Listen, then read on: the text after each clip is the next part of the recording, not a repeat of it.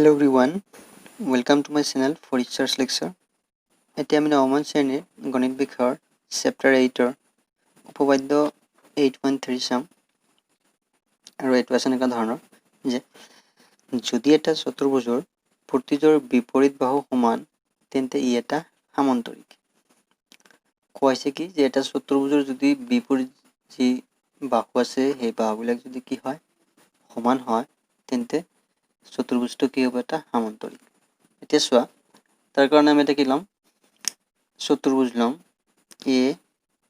B C D এটা চতুৰ্ভুজ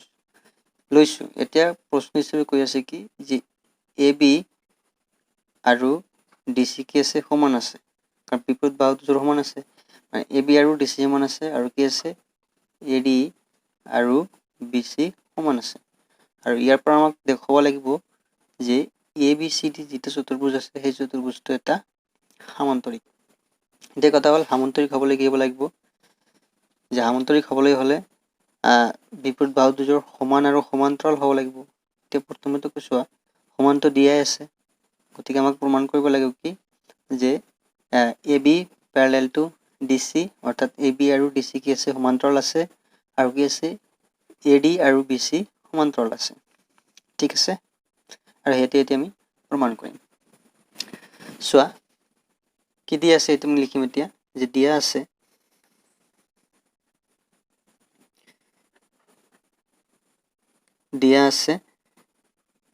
A B C D এটা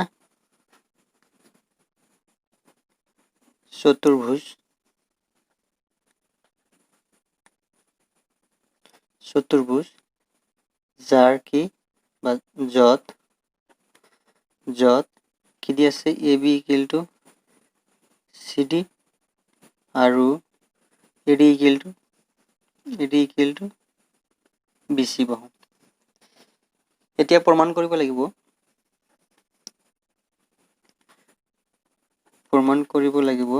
বা প্ৰমাণ কৰিব লাগে যে এ বি চি ডি এটা সামান্তৰিক। এ বি চি ডি এটা সামান্তৰিক। এতিয়া চোৱা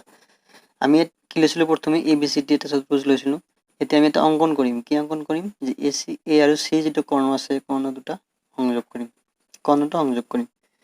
এতিয়া লিখিব এতিয়া যে অংকনটো আমি কি কৰিম যে কৰ্ণ এ চি সংযোগ কৰা হ'ল। এতিয়া আমাৰ সংযোগ কৰা শেষ, এতিয়া আমাৰ প্ৰমাণ যিটো পাৰ্ট আছে সেইটো ষ্টাৰ্ট হ'ব, গতিকে ইয়াত লিখিব কি প্ৰমাণ। এতিয়া চোৱা আমি কি ল'ম দুটা ত্ৰিভুজ ল'ম এ বি চি আৰু চি ডি এ, এই দুটা ত্ৰিভুজ লৈ সেই ত্ৰিভুজ দুটা আমি প্ৰথমে সৰ্বসম বুলি দেখুৱাম। তো ঠিক আছে, লোৱা লিখিবা যে ত্ৰিভুজ এ বি চি আৰু ত্ৰিভুজ চি ডি এ দুটাত কি সমান আছে চোৱা প্ৰথমে A B equal to C D এইটো আমাৰ দিয়া আছে, গতিকে এইটো লিখিম যে কি এ বি ইকুৱেল টু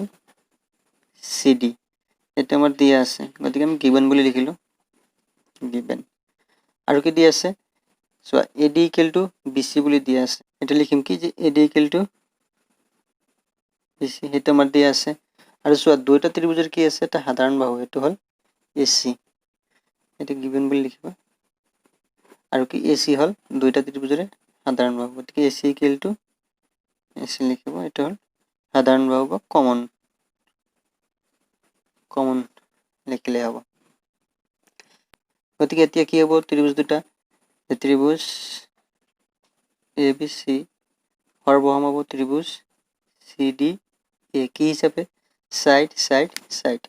গতিকে এইটো লিখিম যে সাইড সাইড সাইড কাৰ্য মতে। এতিয়া চোৱা আমি পাইছিলোঁ কি যে দুটা ত্ৰিভুজ সৰ্বসম হ'লে সিহঁতৰ অনুৰূপ অংশবিলাক কি হ'ব পৰস্পৰ সমান হ'ব, গতিকে ইয়াৰ পৰা আমি কি লিখিব পাৰিম যে angle B A C equal to D C A কি হিচাপে এইটো শ্বৰ্ট ফৰ্মত চি পি চি ডি বুলি কয়, এইটো চি পি চি ডি হিচাপে আমি এইটো পাম। আৰু কি পাম চোৱা যে angle BCA equal to angle DAC এইটো CPCT চৰ্ত অনুসৰি পাম ডিটেইল নাম্বাৰ 2 এতিয়া চোৱা BAC ইকুৱেল টু কি হ'ল DCA BAC অৰ্থাৎ এই কোণটো কোণৰ সমান আছে DCA এই কোণটোৰ সমান আছে আৰু কি আছে angle BCA equal to angle DAC angle BCA মানে এই কোণটো কাৰ সমান আছে এংগেল DAC অৰ্থাৎ এই কোণটোৰ কি আছে সমান আছে এতিয়া এইটো ভালকৈ চাই লোৱা এই কোণটো এই কোণৰ সমান আছে আৰু এই কোণটো এই কোণৰ সমান আছে এতিয়া চোৱা এতিয়া যদি আমি AB আৰু CD দুটা ৰেখা হিচাপে লৈ ৰেখাখণ্ড হিচাপে লৈ যদি AC ছেদক ধৰো তেনেহলে তাৰ কি হ'ব দুটা কোণ পাম আমি কি একান্তৰ কোণ পাম এই কোণটো আৰু এই কোণটো কি হ'ব একান্তৰ কোণ হ'ব এটা লিখিম যে এতিয়া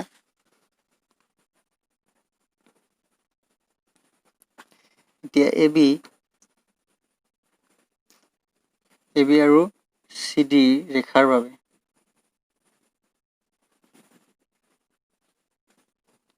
যদি কি হয় AC ছেদক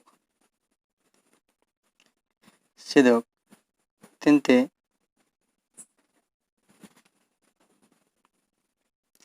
কি হ'ব এংগেল BAC আৰু এংগেল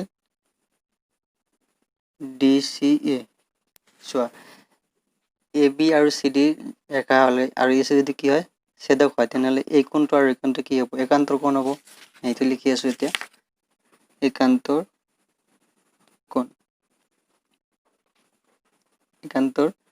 কোণ আৰু একৰ পৰা কি পাম চোৱা আৰু এক নম্বৰত চোৱা কি আছে angle BAC equal to angle DC আছে অৰ্থাৎ এই একান্তৰ কোণ দুযোৰ কি আছে সমান আছে এইটো লিখিম যে আৰু একৰ পৰা পাওঁ কি পাম যে angle BAC equal to angle DCA অৰ্থাৎ কি হৈছে একান্তৰ কোণ দুটা সমান হৈছে গতিকে ইয়াৰ পৰা আমি কি ক'ব পাৰিম যে AB প্যাৰেলাল টু CD ঠিক একেদৰে আমি লিখিম যে আকৌ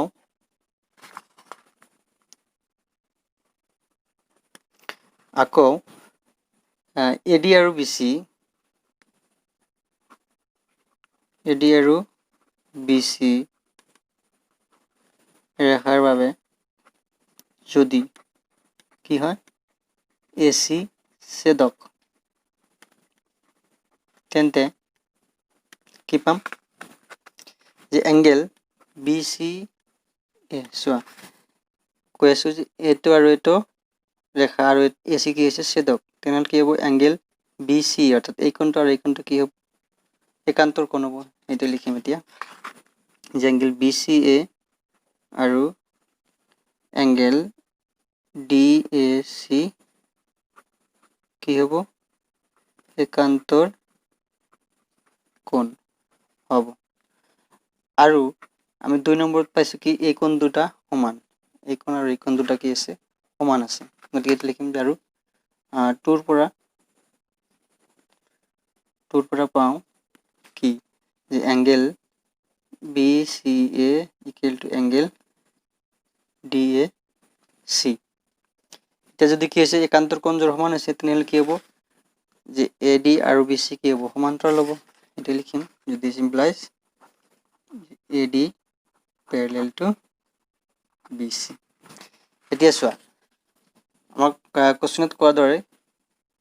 বিপৰীত বাহু দুযোৰ কি আছে সমান দিয়া আছে আৰু আমি এতিয়া পালো কি যে AB সমান্তৰাল CD AD সমান্তৰাল BC অৰ্থাৎ কি হৈছে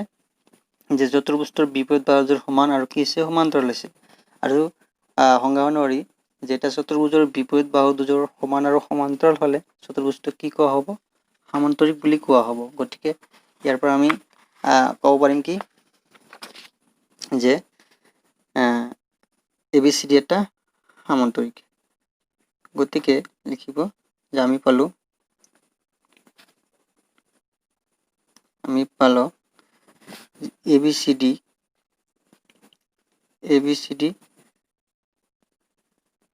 ABCD চতুৰ্ভুজৰ